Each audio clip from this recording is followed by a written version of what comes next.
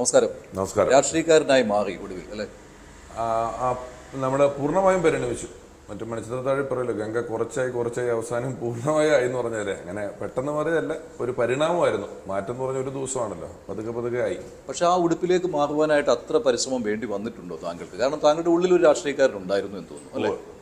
എനിക്ക് പരിശ്രമം എന്ന് പറയുന്നത്, ഞാൻ പ്രചരണത്തെ പോയും അനുഭാവിയായി നിൽക്കുകയും ഇതിനു വേണ്ട അല്ലാതെ പിന്നണി പ്രവർത്തനങ്ങളിൽ പല കാലങ്ങളിൽ സജീവമായിട്ട് നിൽക്കുകയും ചെയ്തിട്ടുണ്ട്. പിന്നെ ഒരു കാൻഡിഡേറ്റർഷിപ്പ് എന്ന് പറയുന്നത് ഈ ഒരു പരിശ്രമം മാത്രം മാനദണ്ഡമാക്കിയുള്ളതല്ല. പല ഘടകങ്ങൾ അതിനകത്തുണ്ട്. പല തെരഞ്ഞെടുപ്പുകളിൽ ഒരാളൊരു മണ്ഡലത്തിലേക്ക് വരുന്നതിനകത്ത് നേതൃത്വവും സ്ക്രൂട്ടണി കമ്മിറ്റിയും എല്ലാവരും കൂടെ ആലോചിക്കുന്ന ഒരുപാട് ഘടകങ്ങൾ അതിനകത്തുണ്ട്. അപ്പോൾ അങ്ങനെ ചിന്തിക്കുമ്പോൾ എനിക്ക് തോന്നുന്നു, റിബലുകളില്ലാത്ത, എതിർപ്പുകളില്ലാത്ത, അല്ലെങ്കിൽ ഇന്നയാളെ പോരാ എന്ന് പറഞ്ഞു കേൾക്കാത്ത ഒരു വേറൊരു പേര് ഉയർന്നു വരാത്ത രീതിയിലാണ് എൻ്റെ പേര് വന്നത്. എല്ലാവരും ഏകകണ്ഠമായി പറഞ്ഞത് എൻ്റെ പേരായിരുന്നു എന്നുള്ളത് കൊണ്ട് തന്നെ എനിക്ക് വലിയ സന്തോഷത്തോടെ സ്വീകരിക്കുകയാണ് ചെയ്തത്. പക്ഷെ പ്രചാരണ രംഗത്തേക്ക് ഇറങ്ങിയപ്പോഴും ആ ഒരു ഫീലിംഗ് ഉണ്ടായി കാണുമല്ലോ, ഒരു എതിർപ്പും ഇല്ല എന്ന്. പക്ഷെ അങ്ങനെ തന്നെ ആയിരിക്കുമോ യഥാർത്ഥത്തിൽ? കാരണം ഒരിടത്തും അങ്ങനെ എതിർപ്പില്ലാതെ കോൺഗ്രസിൽ ഒരു സ്ഥാനാർത്ഥിക്ക് പ്രചാരണം നടത്താൻ പറ്റില്ല.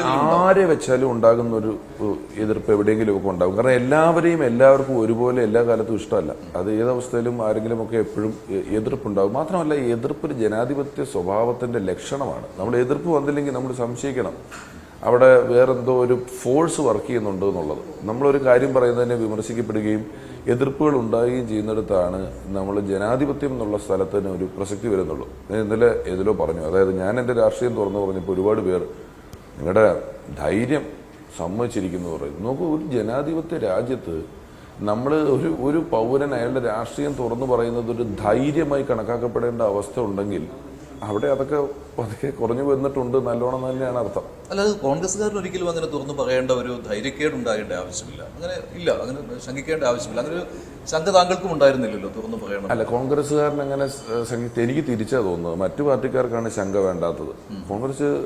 കോൺഗ്രസിൽ കലാകാരൻ ന്യൂനപക്ഷമാണ്.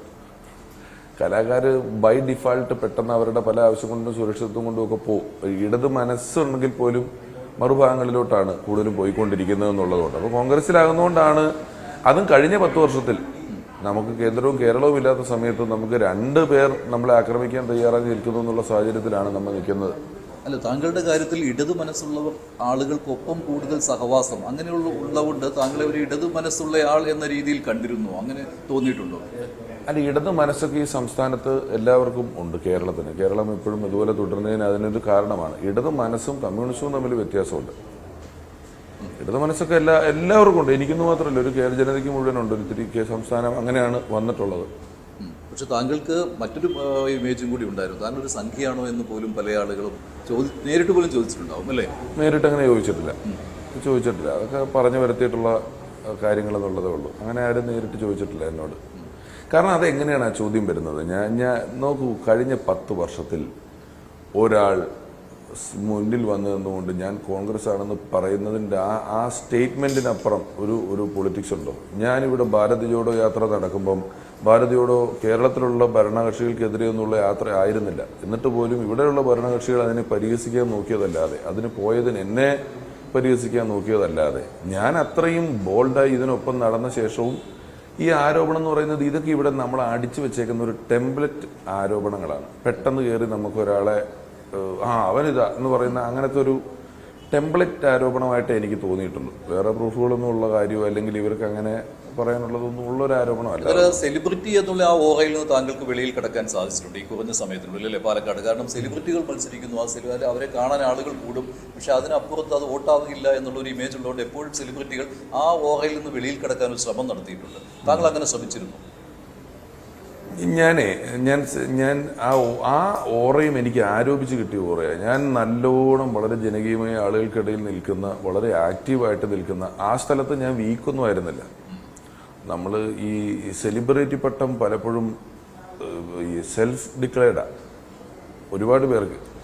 എനിക്ക് ജനങ്ങൾ ഡിക്ലെയർ ചെയ്ത് തന്നതിനപ്പുറം ഞാൻ ഒരു സെൽഫ് ഡിക്ലെയർഡ് സെലിബ്രിറ്റി ആയിട്ട് ഒരുപാട് അതിൻ്റേതായ രീതിയിൽ നടന്നിട്ടൊന്നുമുള്ള ആളൊന്നുമല്ല.